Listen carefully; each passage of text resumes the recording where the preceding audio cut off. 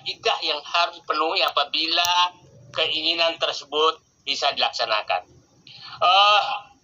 Secara prinsip, saya menyatakan tidak ada larangan memang menempatkan direksi dari asing di Undang-Undang BUMN. Dan saya adalah orang yang sejak 2008 sudah menyuarakan dua hal sekaligus. Pada saat itu saya sekretaris Kementerian BUMN. Satu adalah bubarkan Kementerian BUMN. Dua, bahwa asing boleh menjadi direksi BUMN. Kenapa pemikiran saya itu muncul? Karena analisis saya, lebih dari 90% masalah yang terjadi di BUMN adalah intervensi politik dan intervensi non-korporasi. Lebih 90%. Nah, rusaknya BUMN juga karena politik. Karena intervensi politik, kekuasaan.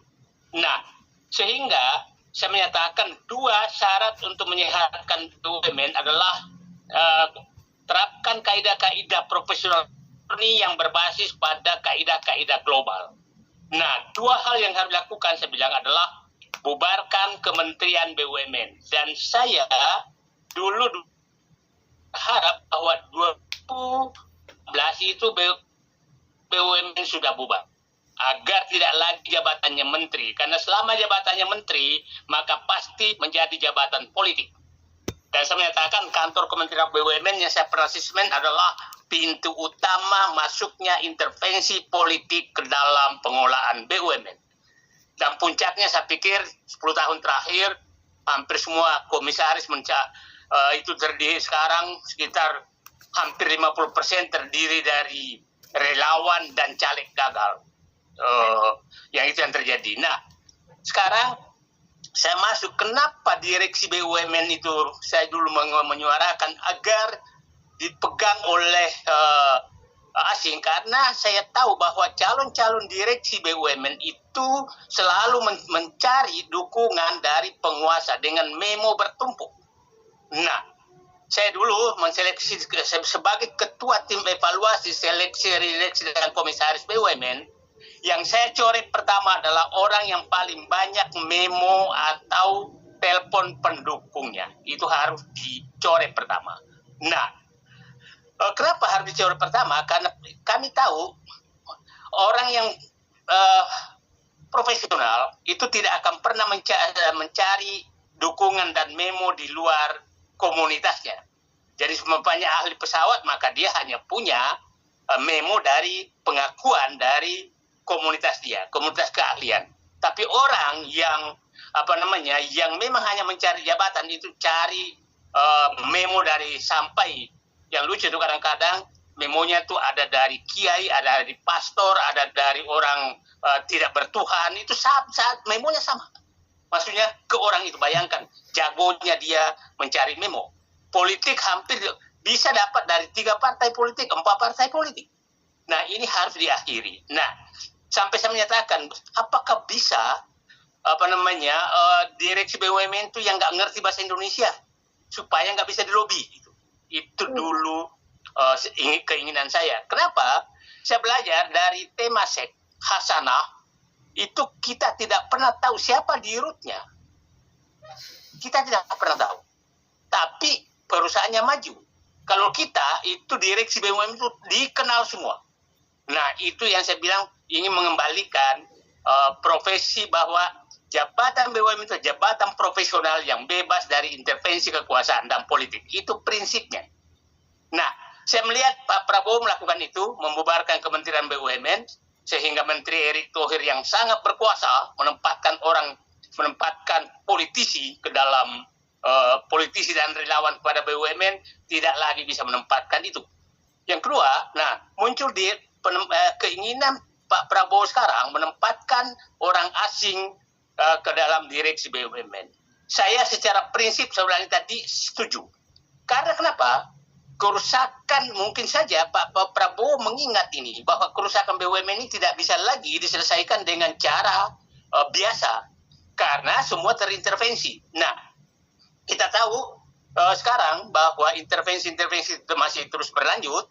Dan ini pernah dilakukan oleh Pak Harto dulu. pada saat dia sudah frustrasi, bayangkan tingkat Pak Harto frustrasi menghadapi masalah di bea cukai.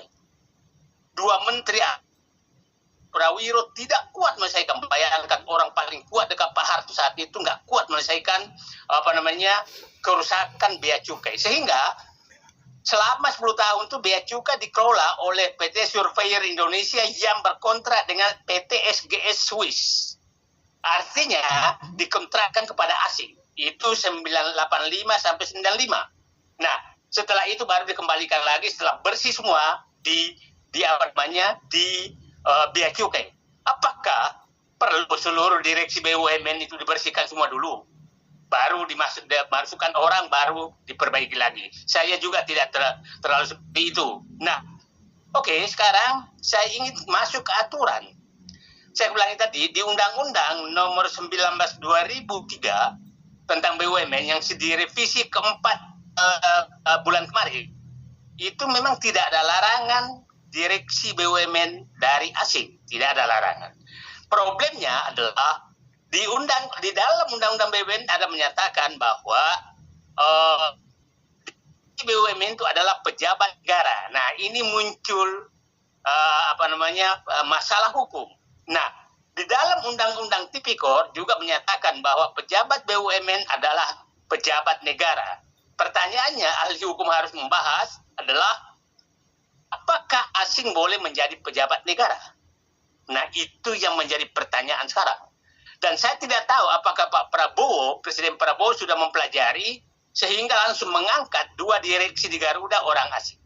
Nah, kalau orang asing ini menjadi pejabat negara, perlu kita ini bahwa ada harus aturan khusus. Kalau enggak, nanti lama-lama menteri juga bisa jadi orang asing bisa jadi menteri. Nah, ini harus ada aturan khusus. Ingat dulu juga Gus Dur pernah, saking mungkin punya ide bagaimana kalau penegak hukum, polisi dan jaksa itu diganti semua oleh orang asing. Saking frustrasinya juga untuk menghadapi, membersihkan penegak hukum. Nah, itu ide-ide seperti itu yang perlu kita analisis.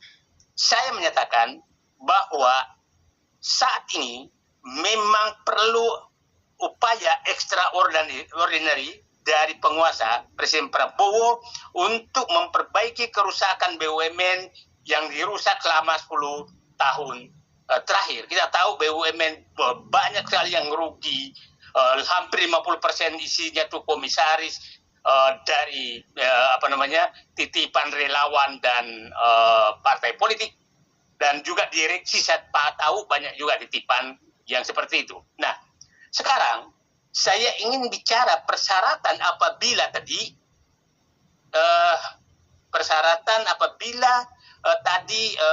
memang secara hukum oke dan secara prinsip oke. Nah, jadi saya menyatakan persyaratannya bahwa ini harus ada batas waktu, apakah 5 tahun, apakah 10 tahun, bahwa dilarang kembali. Yang kedua adalah bahwa BUMN yang diizinkan untuk dikelola oleh asing adalah BUMN yang memenuhi kriteria. 1, dia beroperasi secara global. Yang terkait dengan global. Contohnya, Garuda oke, karena dia bersaing secara global. Pertamina harus, karena bersaing secara global. PLN yang terkait dengan global oke.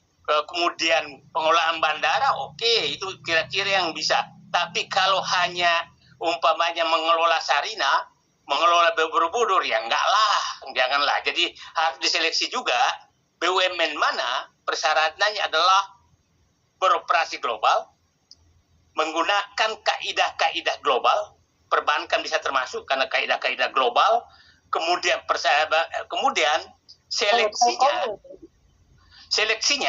harus mekanisme global dan global, dan juga dilakukan oleh konsultan global, dan kalau perlu dilakukan bukan di Indonesia tapi di luar negeri. Nah, saya pastikan para pencari memo tidak laku lagi. Para pencari memo untuk mendapatkan jabatan direksi tidak laku lagi, dan pasti pun kalau ada orang Indonesia yang terpilih, maka pasti memang orang-orang hebat. Nah, Saya ingin terakhir saya ingin menjelaskan pengalaman saya kenapa saya ingin sekali bahwa BUMN ini bebas dari intervensi. Saya menyatakan bahwa mungkin saya tidak terlalu memuji Jonan, tapi pantas juga saya puji. Direksi yang bisa membebaskan diri dari intervensi dan menikmati jabatan Jonan, bekas dirut kereta api. Saya tahu bekas dirut Pertamina itu awalnya saya mengakui bahwa ini orang hebat, pengganti Ari Sumarno, tapi setelah masuk jadi dirut, maka dia menjadi pencinta jabatan dan membuang kaidah-kaidah profesional yang selama ini saya kenal. Saya kenal namanya Emir Syasatar. Dia juga sangat profesional, tapi setelah lama di Garuda, dia tidak tahan dari intervensi, sehingga kena kasus.